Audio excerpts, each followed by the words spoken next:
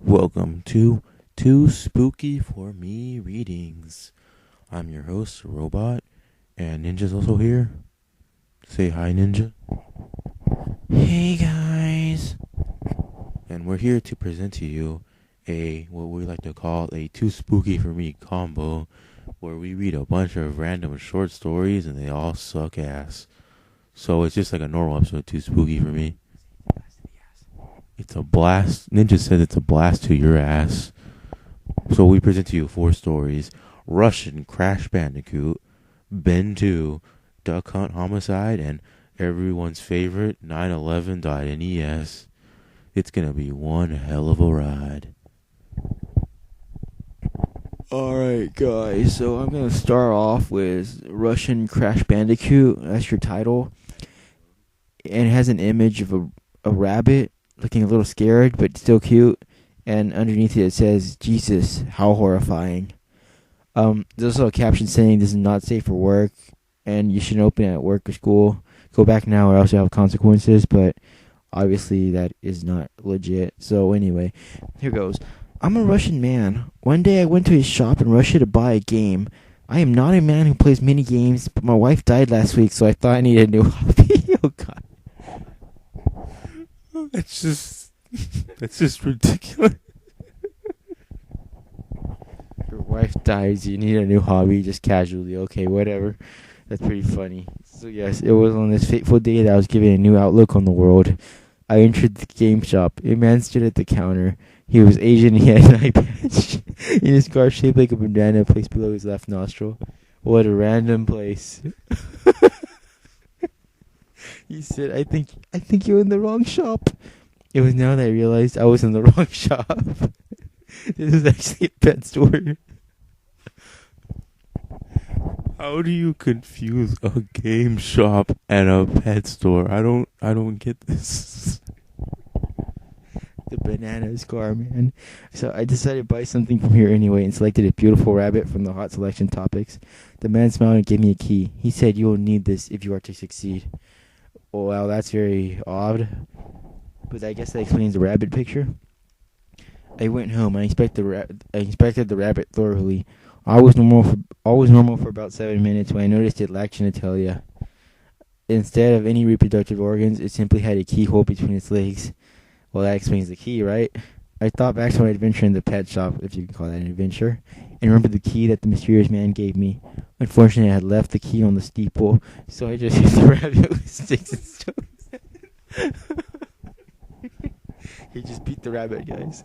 He showed some signs of aggression now, but I found this understandable. I was not usually the violent type, so I surprised myself when I took a potato peeler to its face and started killing the poor bitch. Not usually violent, and that's what he goes for. Wait, what does this have to do with Crash Bandicoot? I don't get it. I think we're getting trolled. I wasn't quite sure what I was trying to achieve now, so I just stood on his face and laughed. After this escapade, I felt a bit sick, so I decided to go to the pet store and apologize for my behavior. Because that's totally who you got to apologize to. Much to my surprise, when I entered the shop, it appeared to be laid out completely different. There was also now a few customers in the shop. I went to the counter and the same man was there, but this time he had no eye patch and his clothes were a bit more generic. He did not show any expression as I approached him, and when I spoke to him, he showed no signs of acknowledgement that I had just been in the shop hours earlier. I told him about my strange change of mood as I brought the rabbit home, and then explained how after inspecting its genitalia, I proceeded to beat it and shave out the skin. Unsurprisingly, he was horrified and called the police. The police arrested me, and now I'm in prison one day. I played Crash Bandicoot, but a rabbit appeared on the screen, but it was no a rabbit, not a rabbit, no a rabbit. It was my dead wife, and she said, what have you done with the key? So I cried, and the key came out of my eyes, and I looked at it, and it had legs, and it was a spider, so I realized it was my father, so I shot it, but before I could shoot it again, I fell over. Now I am dead. So clearly this was a Trollpasta, but the problem with that is that I don't know if it's a very good one. It was way too straight to the point. I liked it though, honestly. It was entertaining to read, unlike most of the other stories we've read. Well, yeah, but my only issue with it is that it's too obvious it's a Trollpasta. Like, it has too many plot twists. And the Crash Bandicoot net connection just doesn't exist. Well, let's go on to Ben 2, the sequel to a story that didn't need a sequel. Ben 2, based on Jadusable's Ben Drown creepypasta. Jadusable turned on his N64. He said to himself, "Alright, haunted or not, I will defeat you, Ben." So Jadusable went to get his Majora's Mask cartridge to find that there was a note taped to it. It read, "Now I'm free, I'm coming for you. Alexander," signed the game. Jadusable did not find this, so ripped the note off the cartridge and put the game in the N64. Playing the game that ruined his life sure makes so much sense. The title screen came up as normal, but instead of seeing the mask in the background, he saw Ben with the caption, "Go to sleep." I thought this was Ben, not Jeff the Killer. Jadusable pressed start and saw one save file called Death. Just Death. Jadusable shows that file. The screen faded black and faded into a linked statue. A text box popped up saying, "Your evidence is this is online, but no one knows the truth. Sign the game." Followed by the Happy Mask Salesman's laughter. Jadusable reset the game, but he didn't see the N64 title. Instead, he saw the same "Go to sleep" screen. Jadusable then ran to his PC and switched it on. He logs onto Twitter and tweets, "Ben is free. Help." He runs to his car to drive away somewhere far. The power was still on. Ben went to the PC and tweets Jadusable's page, "This is Ben. Jadusable has gone somewhere far away. Now I'm going to kill him," in all caps lock. Signed the game. Ben spawned on top of Jadusable's car and jumped inside the car. "Hello, Alex," or should I say, "Goodbye, Alex." Ben hacked into the car and drove him into a swimming pool. "Alex drowned," said Ben. Jadusable died. The end. Question mark, question mark, question mark. So, you got anything to say about this? That was nowhere near as entertaining as Crash was. That's all I gotta say about it.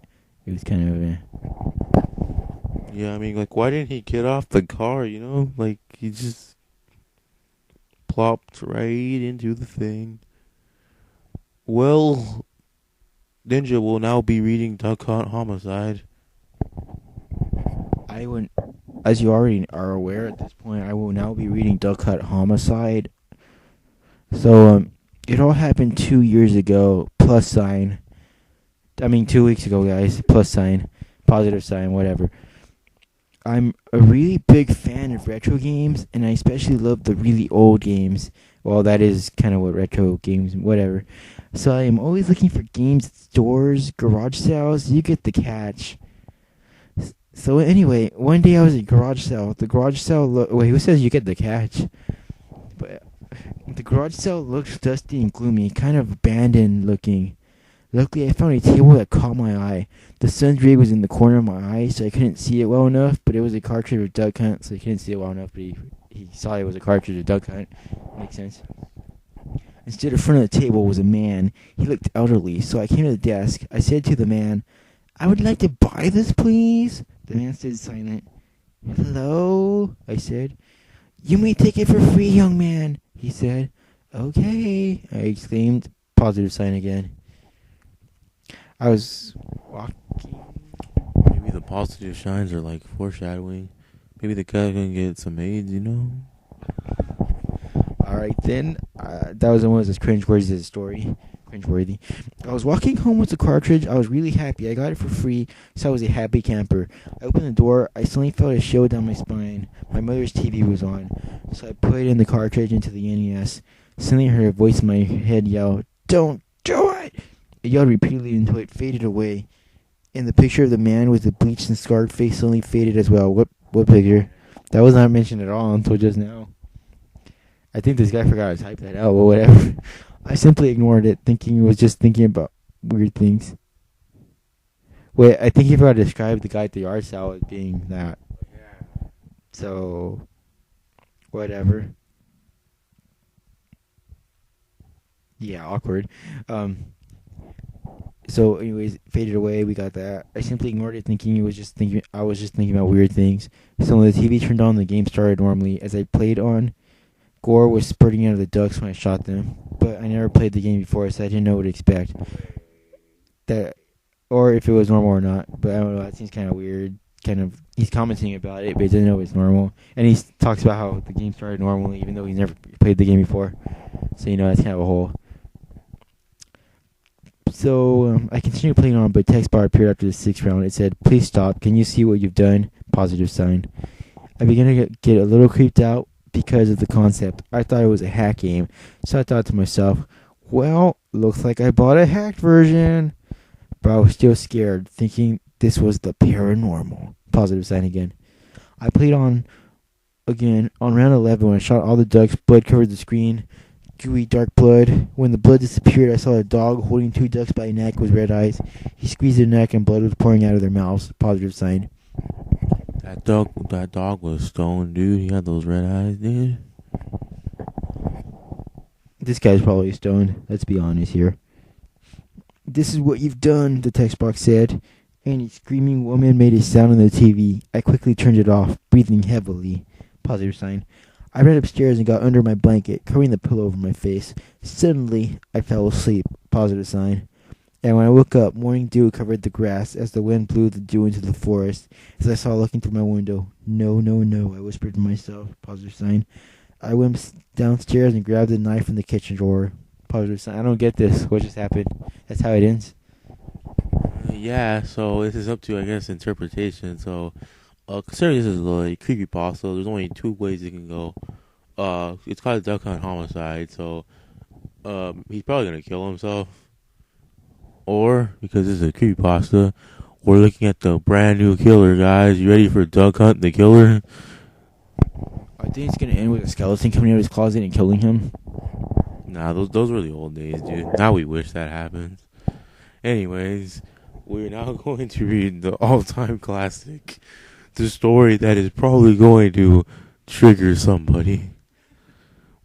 Welcome to 911.nes. Remember, someone actually made this. In 2002, many CIA agents and important figures in the Pentagon were discussing about Al-Qaeda's motivation to attack the United States, specifically the World Trade Center in 2001. Many of them stated that Al-Qaeda acted with bin Laden's command as he hated the United States, and that the jihad and the Islam religion were only an excuse to commit his misdeeds. Nothing. A Microsoft Court's ex-employee states that the motivation for the attack was actually a video game.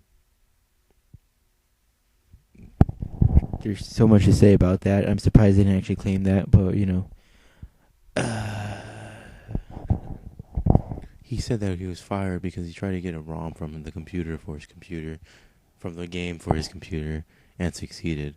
Also, he told the CIA that an unknown man called to the company, promising a good amount of money to Microsoft if they make an anti-American game and they send it to NES cartridges in a time limit of 4 months. Why would Microsoft do this exactly? That was very strange to the ex-employee who wanted to stay in anonymity, which I don't think was spelled right, as the NES was obsolete since the end of the 80s, and because Microsoft wasn't a video game developing company. Microsoft. That's kind of funny now that you look at that, but also on top of that, he didn't point out that Microsoft didn't make NES games, So why didn't they ask Nintendo instead? But whatever.